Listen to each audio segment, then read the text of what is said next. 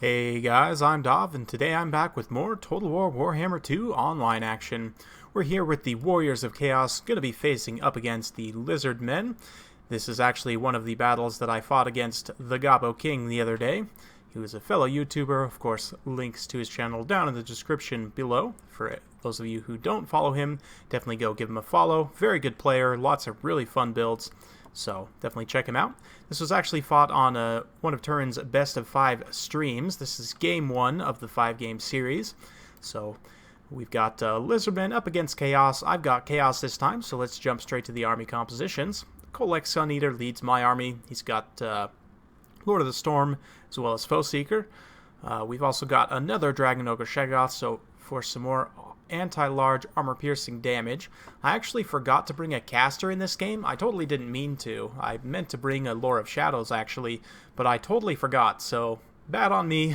No magic here, but in that case, front line's going to be 2 Chosen.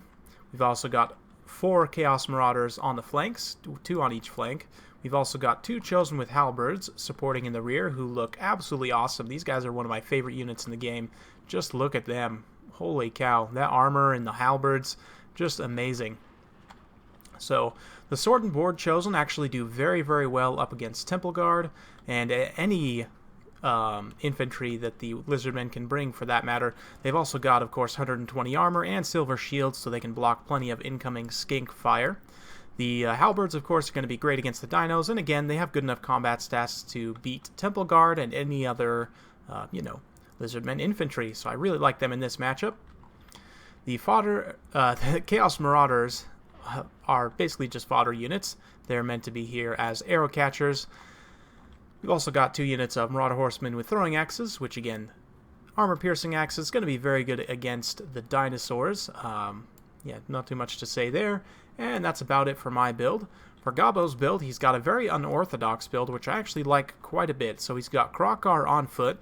Krokar on foot is very slow, but he still does have anti-large armor piercing and pretty good combat stats, making him a very scary infantry lord. Typically you'll see him on Grimlock here, but very interesting to see him on foot. Definitely cuts a lot of cost. In terms of that cost, it has been put into, we've got a Temple Guard here, another Temple Guard here, so 2 Temple Guard and 2 Saurus Warriors. Looks like actually a 3rd Temple Guard here, so 3 Temple Guards. We've got Feral Cold Ones up front. Skink cohorts with javelins here, and looks like just that one. We've got a unit of Pterodon Riders here, another unit of Pterodon Riders, and a Pterodon Rider with Fire Leech Bolas. In addition, we've got a Skink Chief on a Pterodon and a Skink Priest, Lore of Heavens, on a Pterodon as well. Looks like he's carrying Curse the Midnight Wind, Harmonic Convergence, and Uranus Thunderbolt. All very good spell choices. So I do like the pick of the Skink Chief here, just because Chaos, it's a bit of a risk bringing flying units against Lizardmen. Besides, the Skink Chief has 90 speed and poison missile attacks, so he can pretty much not be caught by anything Chaos can bring in the air, so he's very safe to just kind of pick away at high-value targets, single model entities preferably, like casters or Dragon Ogre Shaggoths, of course, like the one I have, or Kolek himself, who's currently getting into these skinks here. So I really like that pick. Temple Guards are going to be great here as well. And I do like the pick of the Pterodon Riders as well. Even though they don't necessarily have great armor piercing, they do have pretty solid missile damage at, 77 missile damage. Well, that's a little bit buffed because of their reload rates. But if we look here, they actually have very decent missile damage. Not too much armor piercing, but, it's pretty good for what you get out of them. So Gabo King is going to be doing some good skirmishing. I'm just kind of keeping my Marauders on station just to chuck axes at the Pterodon Riders. A little bit of a premature charge here with these Feral Cold Ones. Going to do some nice damage to the Chosen rather on the charge here, but with Kolek on station and with everything else, they're going to quickly get enraged and then promptly routed off and shattered. So really not too cost effective there. Granted, these guys are only about 450 points, but still. Marauders doing a good job of being the javelin catchers that they are, also interrupting the charge of the Saurus, which is very nice. We're going to bring Kolek straight up the pipe here. Diving into Temple Guard is definitely a huge risk, so a bit of a mistake on my part, but You can see how Gobble King's just kind of collapsing with everything and unloading with his skink cohorts with javelins here. Very good stuff. We're going to get a Lord of the Storm right on these Temple Guards. Gobble King does a very good job of pulling away there. We do catch a few of them, but Kolek's taking some pretty solid damage so far.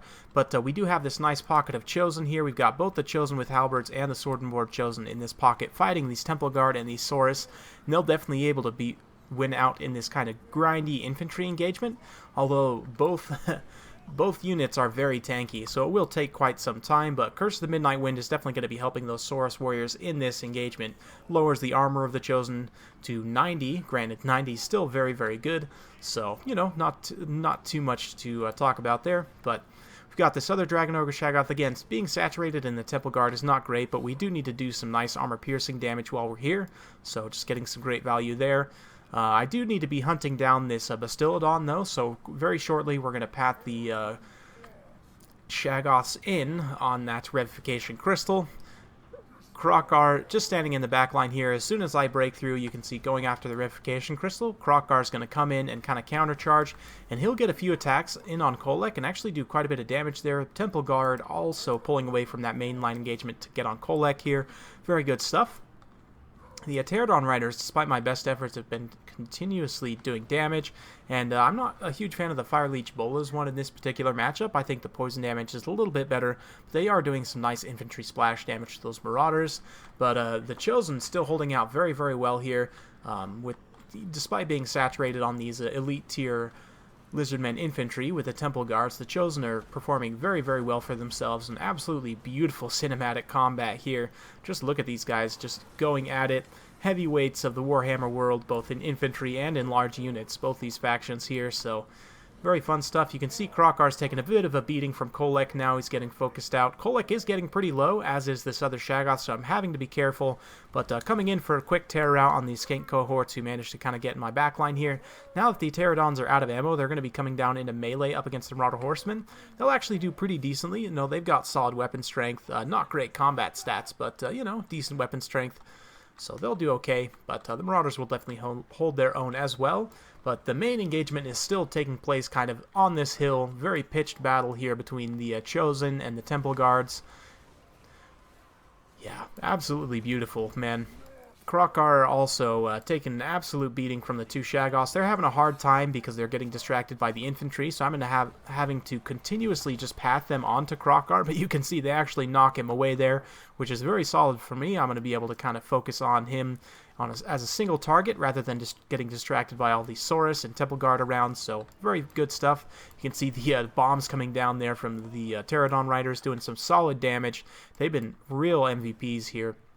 I actually didn't really use Pterodon Riders too much until just recently, but I've been messing around with a build that's very good against Beastmen as well as High Elves and some others that use Pterodon Riders and the Skink Chiefs on Pterodons very heavily. I'm really liking them, especially, I mean, it's just so cheap for what you get out of them. But meanwhile, in the battle here, we've got Krokgar getting beat up by Kolek and his Shaggoth buddy here. Despite how low they are going to be able to finish off Krokgar here. He just doesn't have the mass without a cold one or something. And I think on a cold one he might take even more damage here just because he wouldn't get knocked over. Him getting knocked over is actually saving quite a bit of damage right now. But we've got the halberds fighting away with the Temple Guard here, the Chosen with halberds. Absolutely gorgeous. We'll kind of grab some of this cinematic footage here as they just absolutely slug it out across the line here. Man, fun stuff. This is one of my favorite matchups in the game, if you guys couldn't tell, and I do think it's a very competitive matchup. Chaos is one of the factions that does have the tools to deal with the Lizardmen, and Shaggoths are definitely one of those tools. You can see this Shaggoth has managed to get an XP Chevron. Kolek's got 60 kills and probably got his value out of all that, so we finished off Krokgar, but man, that Skink Chief is just continuing to poke away from up top. We're actually a bit behind on the balance of power right now, just because, you know, there's still all these Pterodons up in the sky right here, and they're going to be continuously rear charging, getting another great charge you can see on those Marauders, but the Chosen are really what's going to win the battle here. He's going to have to come around with this Revivification Crystal, which has come back and is healing these Temple Guards, so we're going to need to take that thing out. We've got Kolek now and his Shaggoth buddy chasing down the Revivification Crystal. Going to be dropping the hammer. Oh, maybe not. Actually got pushed back by the Bastiladon there. Interesting. But now he's getting some attacks in, dropping the hammer down on that revivification crystal, trying to take it down here. But Chosen still fighting, doing very, very well. Chosen, although they are not immune to psychology, they do have very solid leadership. And because terror in general has been nerfed somewhat, they don't terror out quite as easily as they used to. They can definitely stand and trade in a situation like this. So, doing very well, kind of cutting through these Temple Guard and the Saurus Warriors. Saurus Warriors are super tanky as our Temple Guard, so being able to carve through them is definitely a plus for the Chosen. You would hope so, with how expensive they are as well. But the elite core of the Chaos Army really paying off here. Kolek and his Shaggoth buddy still just hunting this Revivification Crystal relentlessly as the Horde of Chosen just runs down the hill here, trying to finish off what's left of these Temple Guard. We've also got a few Marauders, brave Marauders, sticking around here as well. I'm actually pretty surprised. Marauders are usually very quick to rout off, but we've managed to salvage a few into the late game here. But you can see just the rear charges from the Pterodons actually routing off this Shaggoth because he's so low, which is really rough. But Kolek is still holding his leadership together just barely. We're really aggressively hunting the Stylodon right now with the Revivification Crystal. We've also got the Halberds pathed after it as well, so they can come in here and get, a couple of attacks as things are going on. And Kolek's going to get a little bit distracted by these Pterodons here, but 1 or 2 attacks on the Pterodons absolutely going to destroy them. And it's kind of like that announcement cinematic for the Lizardmen, the Scathing Private Skinks cinematic that they released this summer. I don't know if you guys remember that, but it basically had the Pterodon Rider getting shot down by the High Elves and then getting saved by a big dino. That's that's pretty much Saving Private Skink right here, except there's no big dino to save him, unfortunately. So we are pulling ahead on the balance of power ever so slightly, although things are still very, very close despite, how they may look. The Pterodon Riders can do a surprising amount of damage in melee. You can see they're actually routing off the Marauders here. And I think the main issue of why my forces are so shaky right now and why the balance of power is so close, because look at Kolek. He's actually getting routed off by this Skink Chief here. So if the Skink Chief just, Gobbo King's doing a great job here. Put him into melee, just chase down Kolek and chase him off the side of the battlefield. That's going to severely harm the leadership of what's left. But I really don't think that anything that Gobbo has left can take on this kind of big blob of Chosen here. So they just finished off this unit of Saurus. And now there's no other infantry left to contest them, only flying units, so Gobbo's going to have to bring in his flying units now to attack on the ground, otherwise they will rout off. You can see this unit of Fire Leech Bolas here, already very, very low on leadership, so we'll go ahead and fast forward through this, endgame scenario here as the Pterodons kind of cycle charge. Really nice, he ran in his Thunderbolt there, actually sends my Chosen into wavering, and at this point I was like, oh my gosh, this is so close, I really don't know how to call it. My Chosen could rout at any moment, but they start to get a few attacks. After taking out that Skink Priest is when the balance of power finally flips decisively in my favor, and despite the Skink Chief here, it is going to be a victory for the forces of Chaos. So, very well played to Gobbo King. Hope you guys enjoyed watching that battle. Yeah, I really like Chosen in this matchup. Man, 2 chevrons on those Chosen with Halberds and 67, 64 kills respectively. And that is against very elite Lizardmen infantry. Temple Guards are no joke, so getting that many kills against units like Temple Guard is, good stuff. 2 thumbs up. The Chosen as well with Sword and Board here. 94 kills on this one against, again, pretty elite Lizardmen infantry. Really, really nice. XP Chevron on the Shaggoth as well means that he really paid for himself. Kolek MVP as well in this matchup. The Marauders did their job of being, javelin catchers and charge bait. And the Marauder Horsemen didn't really have too many good monstrous targets to shoot at. But they did a good job of kind of warding off the Pterodon Riders in the back line. Well, I say that. They didn't actually get that many kills, but, it's all good. For Gobbo King, yeah, Temple Guards really pulling their weight there. The Skink cohort with Javelins did some pretty decent damage as well, considering their low cost. The Feral Cold Ones were charged in a little bit prematurely and just kind of got routed off there, so that was a bit rough. And Gobbo King and I were actually talking on Discord while this match was happening. And after the match, we were kind of talking about things, and, Gobbo had said if he replaced this Pterodon Rider with maybe one more unit of Saurus, he potentially could have won that matchup. And I do agree. I mean, it was so close there at the end that if he had had one more healthy group of infantry, or even, half healthy group of infantry to kind of fix my Chosen in place while he rear charged with the pterodons, he could have broke my guys on leadership there and might have been able to pull out a victory in the end. Very, very close there. But well played to Gobbo King. Hope you guys enjoyed watching that battle. If you did, be sure to like and subscribe. Check out Gobbo King's channel if you haven't already. If you like this kind of content, keep it right here. And yeah, we'll see you next time.